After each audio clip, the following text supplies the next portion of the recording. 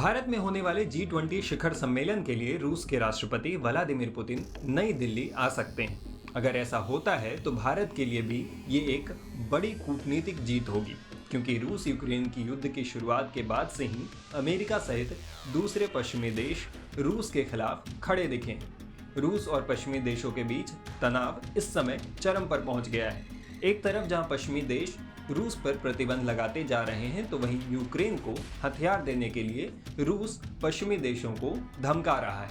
ऐसे में ये एक दुर्लभ मौका होगा जब पुतिन और तमाम पश्चिमी नेता एक ही डस्ट पर आमने सामने होंगे।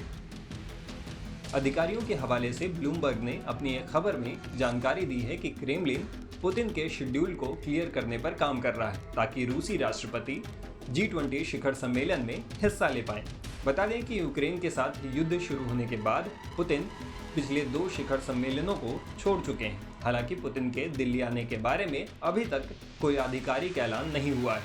वहीं भारत ने औपचारिक रूप से पुतिन को आमंत्रित किया है और क्रेमलिन ने इसे स्वीकार भी कर लिया है। रिपोर्ट में आगे कहा गया है कि क्रेमलिन व्लादिवोस्तोक में एक सालाना आर्थिक मंच की भी तैयारी कर रहा है। पिछले साल पुतिन ने इंडोनेशिया के बाली में G20 कार्यक्रम में हिस्सा नहीं लिया था। उन्होंने यूक्रेन के हमले को लेकर पश्चिमी दबाव के बीच रूसी विदेश मंत्री सर्गेई लावरोव को अपनी जगह इसमें हिस्सा लेने के लिए भेजा था।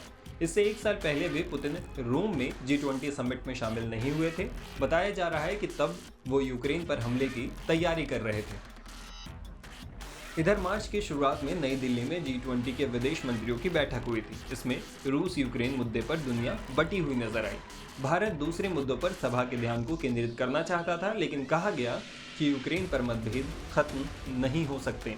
भारत के विदेश मंत्री एस जयशंकर ने तब कहा, हमने कोशिश की, लेकिन देशों के बीच का अंतर बहुत गहरा है।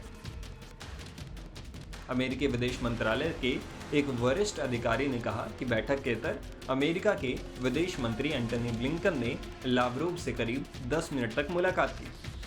ब्लिंकन ने उनसे कहा कि पश्चिम जब तक जरूरत होगी यूक्रेन के साथ खड़ा रहेगा। ऐसे में G20 के लिए पुतिन अगर भारत आते हैं तो पश्चिमी देशों से उनका आमना सामना देखने लायक होगा। Times now of Bharat digital की रिपोर्ट।